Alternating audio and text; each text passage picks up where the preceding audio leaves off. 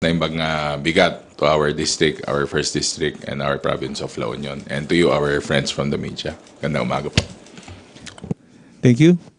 May I call on Isa Bendaño from GMA-DCAA for today's first question.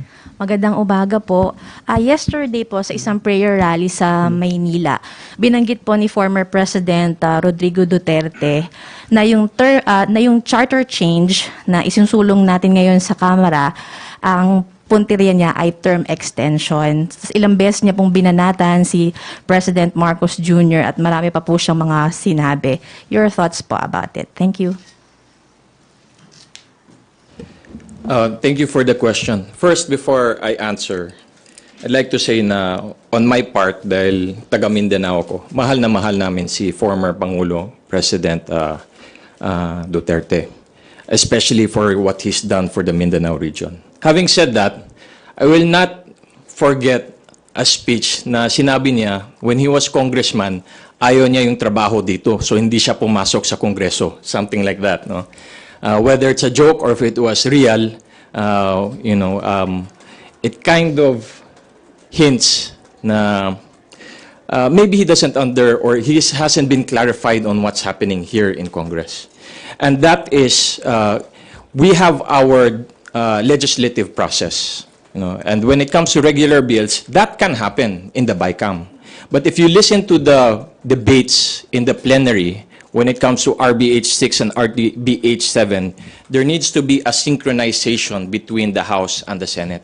We cannot vote 3/4 on two different versions, because that may lead into complications and then may lead into a challenge in the Supreme Court on how we are conducting an amendment to the Constitution. So when he has that claim that this is about term extensions, etc., na biglang mamamagic ito, maybe during the BICAM, I don't see that happening. It's very clear, it's in black and white, that we're only dealing specifically with the economic provisions. And then secondly, also, what the 19th Congress is trying to do under the leadership of President Bongbong Marcos, there's no losers here. That was what's nice with what the majority leader did and Speaker Martin Romualdez. We had the committee of the whole, and all of us listened to the debates, and majority of the resource persons spoke positively about the change in the Constitution, specifically the economic provisions. There's been very little negative comments.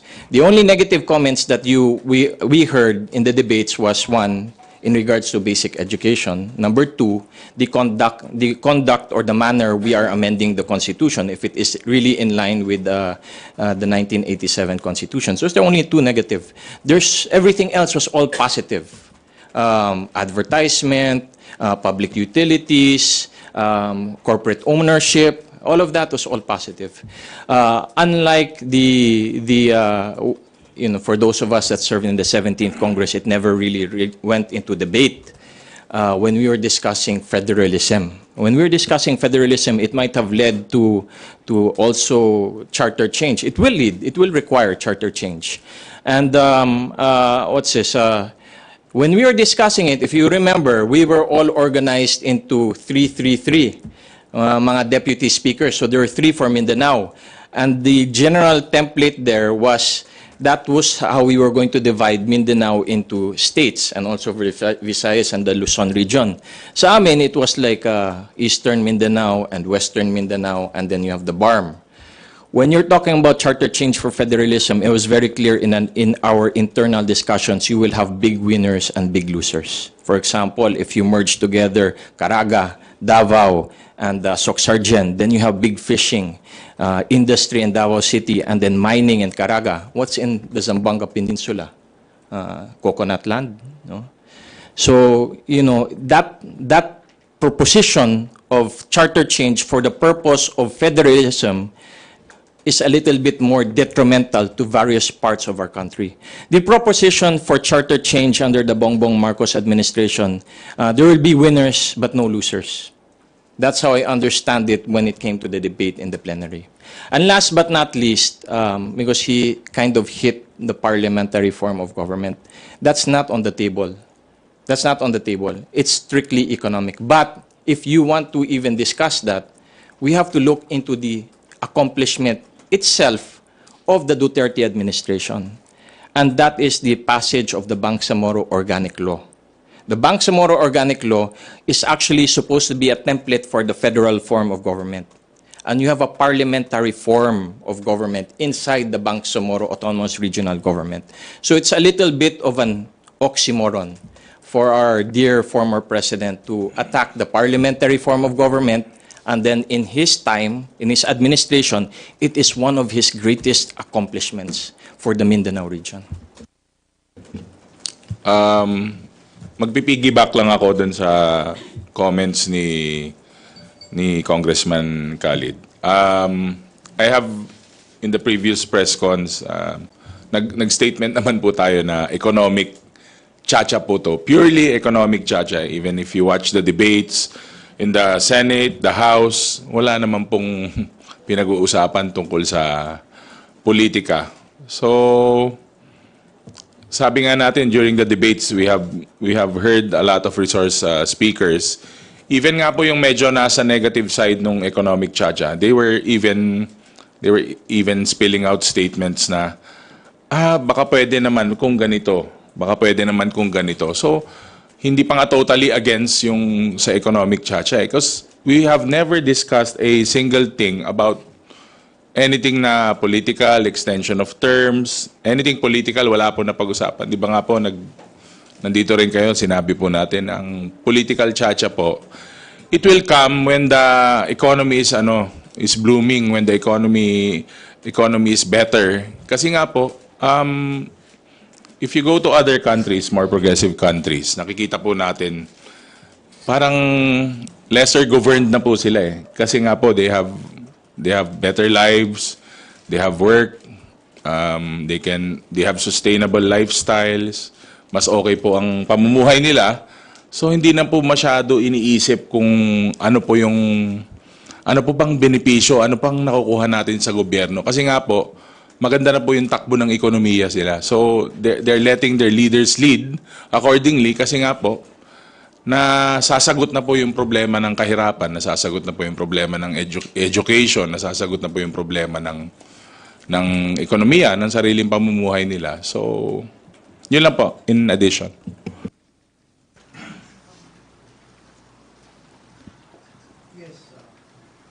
As an economist and having expertise in international finance, the political ripple that the former president, Rodrigo Duterte, admirer po ko niya, fan po ko galing sa Aklan. What he did was a political ripple that has a grave economic impact on our country. Because as a international banker, that ripple that he created may burn the house down. Sayang po, kagagaling lang ni Presidente BBM and our honored speaker, Martin Romualdez, kadadala lang nila ng $1.7 billion. And those people that they talked to some 48 hours ago will say, whoa, wait a minute. You're having your political instability, and we'll hold our investments in the Philippines. That is what happened. There will be some suspended animation from all these targeted foreign direct investments into our country with that move of our honored former President Digong. Thank you. Okay, thank you. I'd like to acknowledge Ed Galvez of FBS Radio for his question. Good morning, Gongs. What are your thoughts on BP Sara's participation in a prayer rally in Manila but in support of the SMNI, but it turned out to be anti-PBBM rally. And do you think it sends a message of division? And would it be appropriate for her to resign as a cabinet member? Your message, sir, for BP Sara.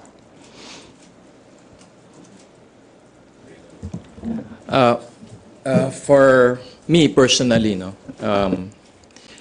in terms of her call for resignation, I think that is the prerogative of our president. The litmus test is when she has lost the faith and confidence of our commander-in-chief, you know, and that is President BBM. And that will be the only time that she should really resign and do the right thing and resign, if the president no longer believes in her. Secondly, her participation in the prayer rally, I only saw tidbits of it. Who I saw on the stage were Senators Bato and Senator Bongo as far as national figures. From what I heard and I saw, VP Sara was among the crowd, no? Among the crowd talking to the people. And we don't really know what her purpose is there. I would want to believe that her purpose is to at least neutralize, you know, the former president na wag naman masyadong masipag yung banat siya kay President Bongbong Marcos, because she is still his cabinet secretary for education. She can still do so much good for our nation. And it really was, you know, a wonderful thing for all of us, the Mindanaoans, I think also the Bisayans, and also for the Ilocanos, Northern Luzon, to see the two together, the UNITEAM. That is the greatest, you know, I think the closest in modern history where the Philippine people as a nation were united. So I would not want to give up on that dream na sinasabi ng mga tao na wala na yung UNITEAM, no? I wouldn't want to give that up on that. I hope that being, you know, his daughter, our former president, President Duterte, will somewhat be, you know, in a way, parang tapered down, or you know, like a dialogue can open, because this doesn't help anybody. This is, and again, this is the holy month of Ramadan. You know, for most of us Muslims, for all of us Muslims, this is a month of peace, a month of prayer, and I'm sure that on behalf of all Muslim Filipinos, what's in the bottom of our hearts is that our nation will succeed in moving forward peacefully and united, both Muslims and Christians alike. And it will be very difficult for us to do this when two great leaders are fighting against each other, President Bongbong Marcos and former President Rodrigo Roa Duterte. In regards to the prayer rally, is it an opposition? Is it really something to be worried about?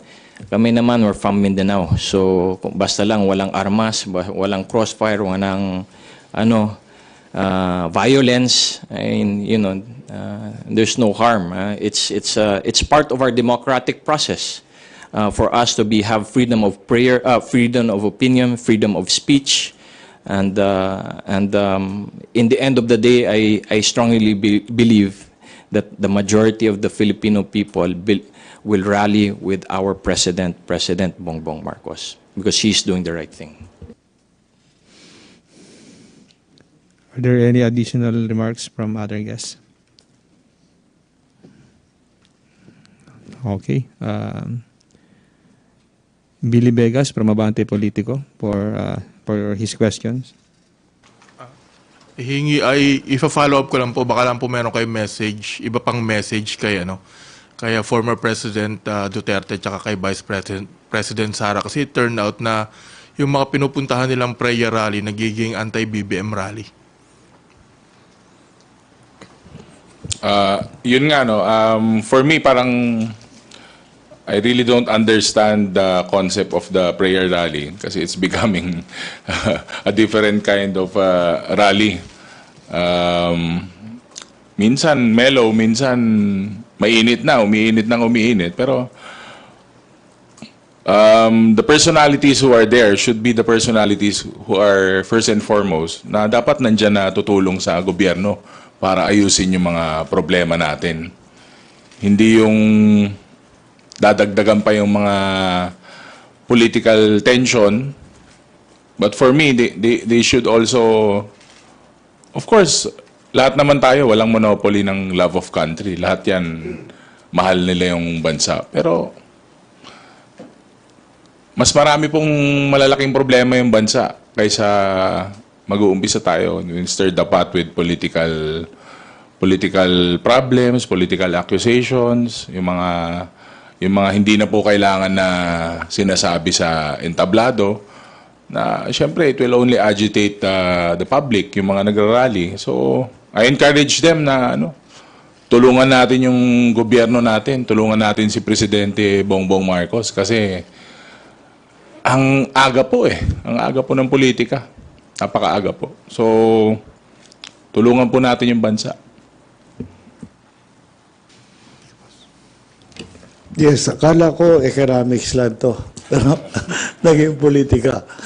In terms of statistics, in the history of the Filipino, nakikita po natin na mapagbigay ang Pilipino.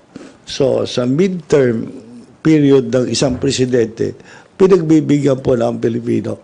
So, lahat po na nag-atake sa isang presidente during the midterm ng presidente, yung first 3 years niya, ay buwabagsak sa popularity, buwabagsak sa politika. So, sabi nga ng kasama natin, Assistant Majority Floor Leader Ortega, napakaaga, 2025 ba election, ngayon na nagrarally na sila. And kung bumalik tayo sa EDSA Revolution, ayun po ang inumpisahan. So, it's antique page. No, they cut and paste and try to put in this time na madali ang social media. So, hindi na siguro natutugma. It's a contradiction in terms of personality. Nagtutugma yung prayer rally. Ngayon, na ang dami-daming potential na investments na nakukuha ni Presidente Bongbong, kausap ko po mga bankero sa international at saka they are bullish on our economy because we have one of the most populated countries in Southeast Asia. We have an educated workforce at tumataas na po ang sweldo sa China. So, nagsisilipatan na yung mga manufacturing jobs to Southeast Asia. Mas gusto ng mga investor dito sa Pilipinas. Kaya economic provisions ng konstitusyon ang binibigyan natin ng atensyon. So again, sana yung mga political rallies according sa COMELEC period na lang, saka na muna mag-rally-rally at saka hindi na gamitin in God's name yung mga whatever personal or political objectives. Maraming salamat po. Thank you. Okay, go ahead, Billy. Kay Congas, boss, yung yung bill na inapprove kahapon, will it go sa regular mill? I mean, kailangan ba ipasa rin siya ng Senate para ma-revoke yung franchise ng SMNI? Opo, kailangan po dumaan po ng Senado to. This will pass the regular process. Kailangan basahin sa plenaryo ng Kongreso, second, third reading, at dadalhin po sa Senado. Habol pa. Kung isa pa po, regarding lang po doon sa statement ni VP Sara, sabi niya, Kibuloy deserves fair trial daw. Well, I think she was mentioning is dapat sa korte. No, I think that's ginagalang po natin yung opinion niya. Dito naman po sa Kongreso, ang pinag-uusapan po rito ay yung prangkisa ng SMNI. At ito ay binigay po ng Kongreso Kung ito ibigay ng Kongreso, Kongreso rin po lang ang pwede bumawi po ito. At yun naman po ang proseso.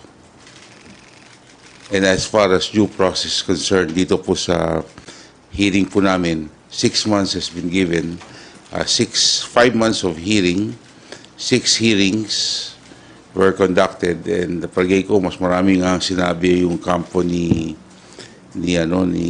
SMNI kesa po sa mga congressmen. Talaga po lahat ng kanilang paliwanag ay ating pinakinggan at nagbigyan po natin lahat ng katanungan nila. Thank you. From Inquirer Online, Gab Lalo, you're recognized. Sir, 2 questions sana. First of all, do you think yung last night's prayer rally in support of Pastor Kibuloy and the SMNI is an effort to undermine the legislature's authority, particularly the Senate? Kasi the Senate Committee on Women, Children, and Family Relations has already sought for an arrest order against the pastor. Do you think it undermines the authority of the legislative, sir? Definitely, we cannot speak for the Senate. No? And I think that question should be also addressed to the senators.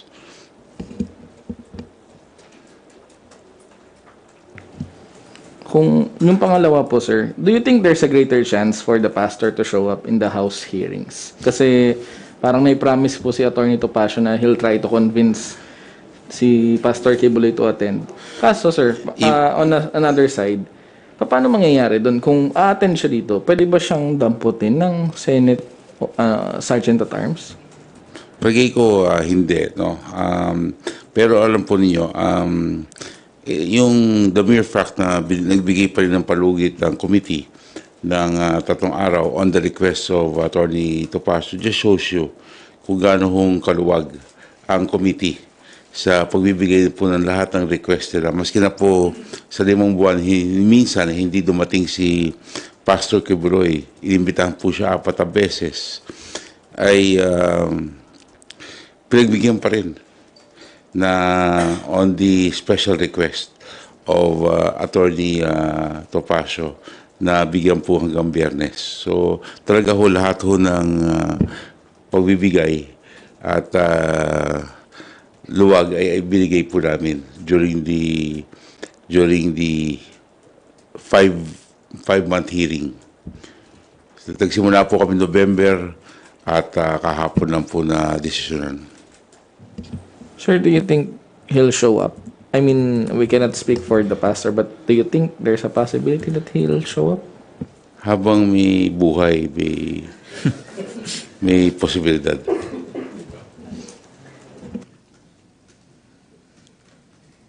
Are you okay with your questions, Gab? Thank you. Opponent question from Joby Marie de la Cruz of Business Mirror for Kong Ted Haresco. Considering the decline of 6.6% in full year 2023 foreign direct investment, net flows to $8.9 billion from the recorded $9.5 billion in 2022, exacerbated by global uncertainties that discourage foreign investors, as reported by the Bangko Sentral ng Pilipinas, how could potential revisions of the Philippine Constitution be instrumental in mitigating or addressing this contraction of FDI net inflow, sir? Napakagandang question po yan. History, as we know it now, is not the history that the framers of our 1987 Constitution held. Ang paggawa nila ng Constitution noon ay inward-looking. They were hoping, aspiring that the capital investment required will be generated by Filipinos in the Philippines. So, na-realize natin ngayon, from the 9th Congress to the 19th Congress, we do not have enough capital. It takes 1.1 million pesos to create one job. 16 million, 11 million underemployed, another 4 million unemployed, 16 million, wala pong 11 million near poverty. Those who are earning daily wage. So, tapos another 5 million unemployed. So, ang hirap-hirap po na magwiwis lahat ng policy makers na sana bigla na lang mag-appear ang pera para mag-create ng jobs. Hindi po ginagawa yan. Mga katabi natin mga bansa, nagpalit ng konstitusyon 9 times sa ang Indonesia, 20 times sa Thailand, Vietnam. So, ayun po, sila outward looking. They created export industries. Outward looking. Tayo inward looking. So, ayun po, sunod-sunod na mga batas na o may bills na pinasa namin dito sa Congress. Mula noong 9th Congress, 19th Congress, 382 bills trying to remove the restrictions in the Constitution. Ayun lang po ang ginagawa natin ngayon. Sana ma-realize ng mga ibang tao, lalo na mga ekonomista sa Senado, mga businessmen, na alam naman nila na inward looking, kaya palagi silang kumukuha ng mga partners, but they are limited up to 40%. So, pag binuksan po natin yan, ay makikita natin ang garden with low-hanging fruits. Pupunta dito yon Japan, Germany, magta-transfer sila ng mga manufacturing jobs dito sa Pilipinas kung bubuksan lang natin talaga genuinely ang ating ekonomiya. Maraming salamat po. Thank you. Kat Forbes from Radyo Pilipinas. Good morning po, Kong. Yung question ko po, particular po kay Kong Khalid. Sir, tanong ko lang po, ano po ba yung ating mga security measures na pinapatupad ngayon, specifically dahil sa observance po ng Ramadan and by next year po meron po tayong BARM elections po. Lalo na po, previously po meron pong naging at pag-atake po sa Lanao del Norte. So ano lang po yung mga security measures natin?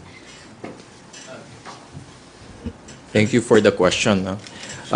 First, in regards to security measures, during the holy month of Ramadan, this is the time na we expect our Muslim brothers, especially yung mga extremists, if they really are Muslims, dapat wala nang ganito. Na i-ambush nila yung mga police, yung mga military namin.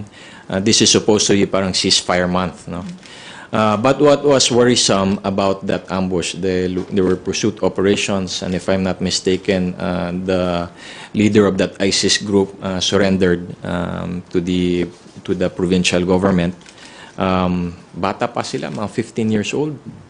They can't even speak Tagalog. They can't speak only Maranao. And that's proof that these groups, extremists, are staying in the pinakabukid na area, away from everyone. Now, that is a symptom of a failure within the BARM area, which we are addressing under EDCOM 2. This is the failure of basic education. And I hope nobody will take offense to this.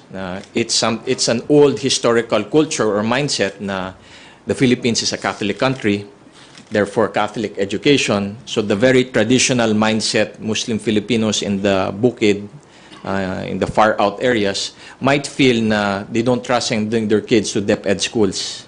They would prefer their kids go to madrasas or the Madari system. And this is what we need to focus on. Which brings us into the debates for RBH 7. Last time I was here, I said, somebody asked me a question and I answered na we're really limited with funds in the government. If we are going to solve the Madaris issue within the BARM, we will need so much funds. But if you look at the debates, outside of the BARM rin, kailangan po, ng daming pundo rin ang kailangan ng education. I think they were saying 300 billion last night, So this is why we need partners in development. And when you open up our constitution to provide more opportunities for foreigners to come and help our far-flung areas, and one specific example is the Muslim world, Saudi Arabia, daming pera, Brunei, Malaysia, And in Islam, we have one of the religious requirements of zakat, which is like charity. So given it's not really an investment, it's an investment for ourselves, for our religion, to come into the Philippines and help establish proper Madaris system so that our children in Muslim areas can read and write Arabic and not be thrown into areas na they will end up being recruited by terrorist organizations. So,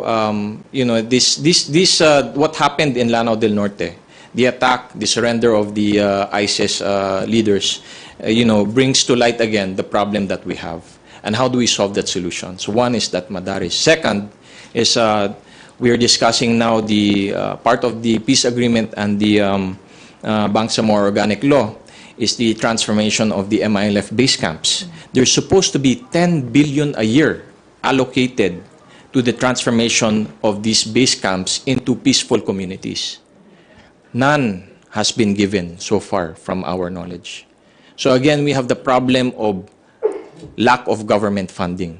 This is again where we need to find ways to bring in foreigners to come in and transform these communities into economic powerhouses. Then most of those camps are fertile agricultural territory. The camp of Commander Bravo in Lanao del Norte, from what I heard, he was able to partner with GN Power Plant, who somehow, I don't know how, is involved with an American investor. And they put up a abaca plantation. So when you have economic, especially with agriculture, that can lead to development and that can lead to sustainable peace. We would like to see a time in the Bangsamoro Autonomous Region where we can partner with our Muslim brothers outside other countries, Saudi Arabia, Brunei, Malaysia, Indonesia, and then have like another version of, Dole, Del Monte. That is critical for the development of Mindanao because a peaceful BARM, a sustainable BARM will lead to a more progressive Mindanao region. So there's no strict,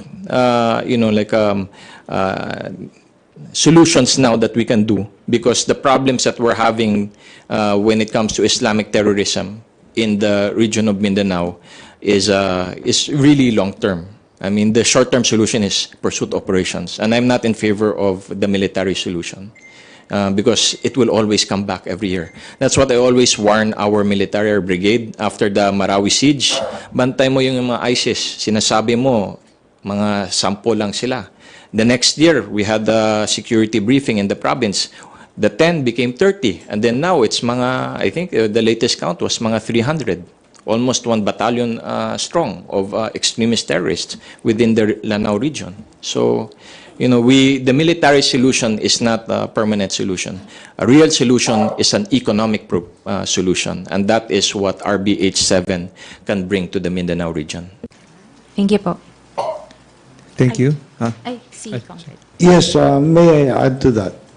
The current underemployment and unemployment rate needs now $1.7 trillion just to address that. Every year, we have some 1 million college graduates. So that needs another $1 trillion. There are trillions of dollars. We had a recent trade summit in United Arab Emirates where I heard that United Arab Emirates are pouring in billions of dollars in Turkey, in Indonesia, and all of that. But they want to come in here, but they want to invest in what Congressman Khalid is saying. They want to invest in BARM. But again, economic restrictions of the constitutions. They cannot just put in their money and have 40% equity. Maraming salamat po.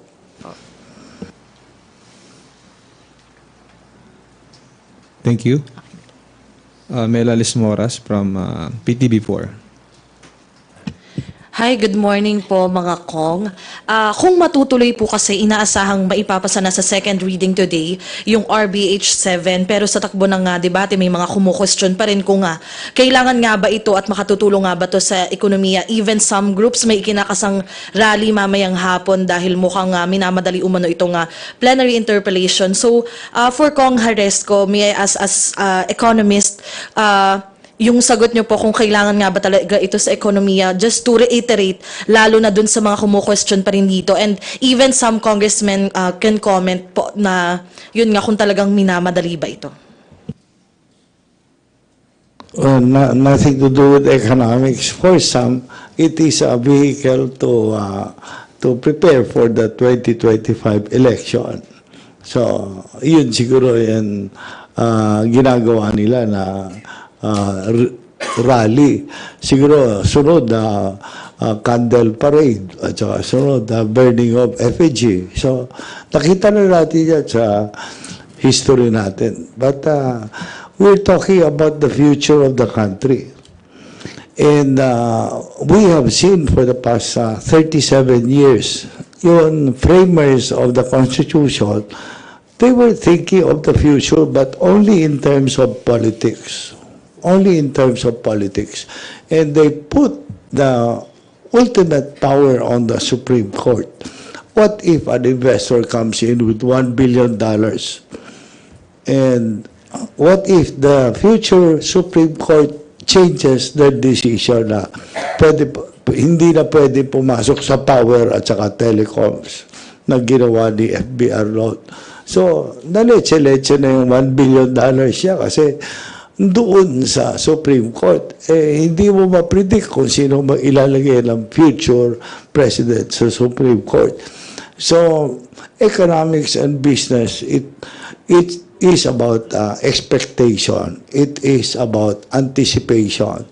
So, if we remove the uncertainty of expectation and anticipation, that uncertainty and that instability, foreign investment will pour in. Kasi sabi nga ni Congressman Khalid, kulang sa edukasyon at sa BARM. Our education secretary understands that only 1 out of 5 Filipinos pass high school. 1 out of 5. The other 4, wala na pong high school. So ano nangyari from the time the Americans were governing us, where a lot of Filipinos were in the public school system? Ano na nangyari? Dahil wala po tayong pera. Dahil nire-restrict natin ang ating educational system. We cannot build enough school buildings. We cannot afford more school teachers. So, ano gagawin natin? So, sana mga Amerikano o European, katulad noon, pumasok din, tulungan tayo sa atin education. Madali na naman i-control yung education na yan. Titignan mo na lang yung curriculum nila at saka umupo-upo ka lang naman at saka tignan mo kung anong sinasabi nila. So, high-tech na ngayon, social media. So, hindi ko alam kung bakit we have a democratic space, freedom of speech and freedom to travel and all of that. So, okay lang mag-rally. But, sana maintindihan naman nila na yung mga seditious remark to dissemble the country, yung mga seditious remark na ginagawa nila sa ultimately sa series of rallies that they anticipate, ay wag naman sana. Sayang po, tayo na ilang beses na sinasabi ng mga dating presidente, we are the next tiger of Asia. Nako, hanggang pusa na lang po tayo. So, pusa pa rin.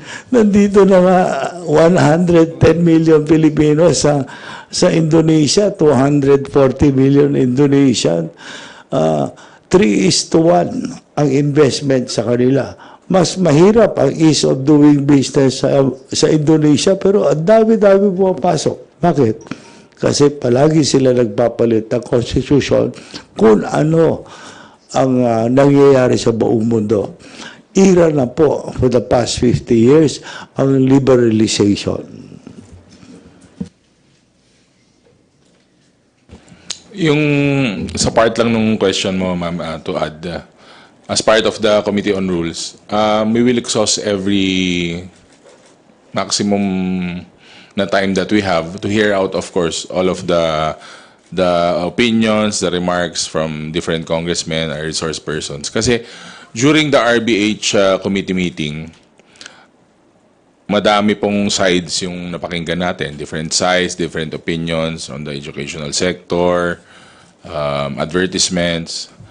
Pero the one thing for me that's very clear is hindi na po ganun ka-responsive talaga yung constitution natin sa current situation natin. So, it needs to be responsive para po makater yung growing problems natin, which is economic, financial. Narinig po natin yung side ni Kong Khalid. Actually, sa lahat po ng eskwelahan yan, ang laki po ng backlog natin sa mga classrooms, ganon. And even our statistic on grade 1 students na pag hindi na po natapos mag-grade 1, hindi na po mag-aaral. Malaki po yung statistics na yun. That's why we have different NGOs fostering scholarships for grade 1 students. Kasi nga po, pag hindi na po nakatawid yung bata sa grade 1, hindi na po mag-aaral, magtatrabaho na lang. So, maagang manual labor yon. Kasi nga, because kulang po talaga sa pondo. So, the Constitution has to be responsive for us to at least malagpasan po natin yung challenges na dinaranas natin ngayon. So, thank you. Thank you. For today, Can I just add Yes, sir. one more? Yes, sir. Go ahead. Was also from what I listen when I listen to debate, and this is the part of your question na may nagrarally regarding objections to the economic amendments to our constitutions, especially yung mga ibang groups. From when I was listening to the plenary debates yesterday, I remember Chair Rufus Rodriguez saying that there will be a plebiscite. And if there will be a plebiscite, ultimately that will be the end game, the output of RBH 6 in the Senate and RBH 7. Then everything that's happening now is all premature. Yung mga prayer rallies ni President Duterte saying na this is about term limit extension, yung mga rallies ng mga ibang economic groups saying that they will be negatively affected because we will have our time as a people and as a nation to voice our personal opinion on the amendment to the Constitution in the form of a plebiscite. So lahat yan will come in due time. And that's the most important thing. And that's the beauty of where our President is leading us when it comes to charter change. Kami yung mag-decide. The Filipino will decide ultimately. We are just instruments, the House of Representatives and the Senate. Sana the Senate will not be a blunt instrument. So, and in terms of timeline, I think they are the ones that we are waiting for. So we will exhaust as much as possible here. That's what I would like to see as far as I'm not part of the Committee on Rules, but as a member of Congress, I would like to see our House leadership to exhaust all possible means so all questions shall be asked so that there is no doubt that we have done our best and we have done our duty when it comes to hearing RBH 7. Tapos, we leave that all up to the Senate. Sana lang we will have statesmen of senators that will cast their vote on where they stand when it comes to RBH 6 and the amendment of the Constitution. Thank you. Joy Cantos for today's last question from Filipino Star ngayon. Good morning po mga kong. Sir, in the implementation of contempt order versus Pastor Quebuloy, I have got armed followers who's armed and who is willing to die for him just to protect him. And some of them were in the noble profession of firearms. In case of a worst case scenario, how are you prepared when the situation turns violent and there is an staccato of fire?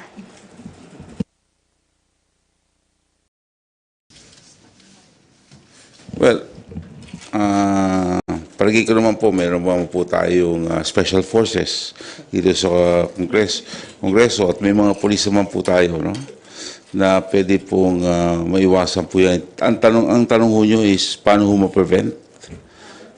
How are you prepared for our worst case scenario po? Palagi ko naman, hindi naman po tayo nakakatakot naman ho yan, pero palagi ko hindi naman ho tayo aabot doon. Okay? Sir, sabi pa po ni BP Sara, tigilan nyo na daw po yung hearing kasi trial by publicity daw po. Hindi ko man po narinig po sa kanya yun. At wala pa akong nababasang ganun. Ang amin lang po ay klaro, may bill, meron pong hearing na ginanap at ang kanyang hindi po pagpunta ay talagang kaduda-duda. Kasi kung wala ka naman pong tinatago, may kasabihan, ba't ka naman hindi magpakita? At ito ay tandaan ho niyo, pinag-uusapan ho natin prangkisa nila. At yan ay sa trabaho po ng Kongresong tugunan. Lahat po ng prangkisa ay trabaho po natin, yan ay privilege na binibigay po ng Estado sa kanila, and they should be responsible franchise holders. Any violation will be dealt with accordingly. So, trabaho po natin yan. Wala po tayong wala po tayong pinapaboran, wala po tayong iniipit, meron pong bill. As a matter of fact, 4 kong resolution ang nakabimbin tungkol po dyan sa SMNI tsaka kay Pastor Kibuloy. Kaya yan po ay ating sisikaping matapos sa madaling panahon. On my part na lang, sir. Sir, competitiveness is intertwined with the country's economy po. If we pass the RBH 7 and the RBH 6, yung economic reforms, and the foreign direct investment will come in, if it's really a vehicle for progress, do you think mababayaran na po natin yung 14.62 trillion foreign and domestic by the end of the 23, sir? Masyadong malaki na po. Paano po kayong paraan doon?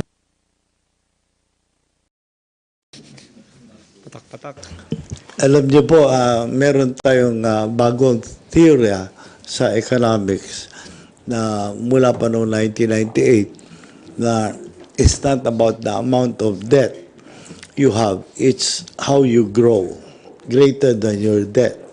So ang US ay humihiram ng nagpiprint ng pera, mga $3 billion per day.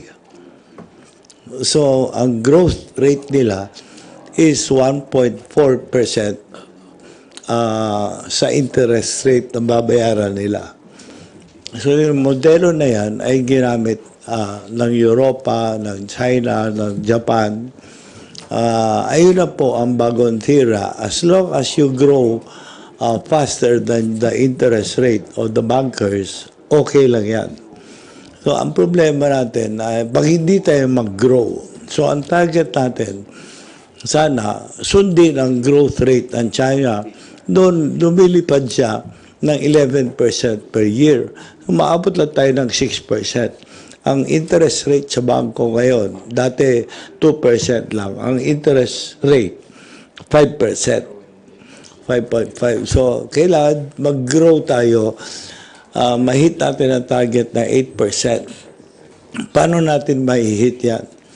Sa United Kingdom, ang tawag sa economics, political economy. So, kabit ang politics sa economics. Kasi ang politics na nangyayari ngayon o ini-expect na nagpapahiram sa atin na dapat mature tayo. Mature tayo. So, kung nagre-reklamo ibang quarters na ayaw nila mag-attend tungkol sa prangkisa nila, sana maalala nila na yung mga Lopez noong prangkisa ng ABS-CBN, nag-attend sila. So, no one is above the law. So, kung ayaw talaga nila mag-attend, so, meron naman tayong judicial system. So, we have to show statesmanship kami sa Congress and give the democratic space to those who refuse to attend. So, bahala sila. Pero, wag naman sana yun. Magkagulo yung mga rally nila kasi kabit na naman yan sa economics yung gagawin nila.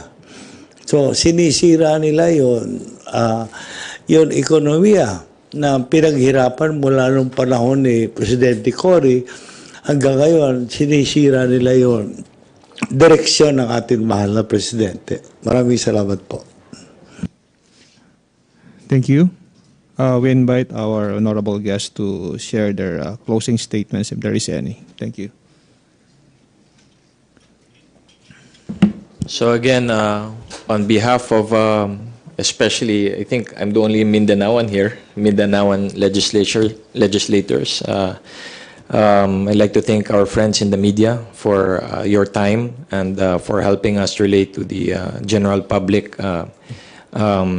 our thoughts and our opinions on pressing matters this week. And I hope you all have a safe and fruitful weekend. And sana lang scandal-free month. Thank you. Maraming salamat ulit sa inyo. At, we're very happy to be with you this morning. And we wish you all the best. Patubay po tayo lahat ng po may kapal. Magandang umaga sa inyo. Magandang umaga po sa inyo lahat, our friends in the media. And I'm very honored coming from Aklan and Boracay to be with our noble political families, Congressman Khalid Dimaporong, Gaston Bunting, and Paulo Ortega. Maraming salamat po. Maraming salamat po sa patuloy nga po na pagsuporta sa in helping us shape the Philippines, of course, for our next generation. Maraming salamat po. Thank you, Congressman Ted, House Assistant Majority Leader Paulo, Chairman Khalid, and Chairman Gas for joining us today. And to everyone, thank you for your participation. See you tomorrow. Magandang tanghali.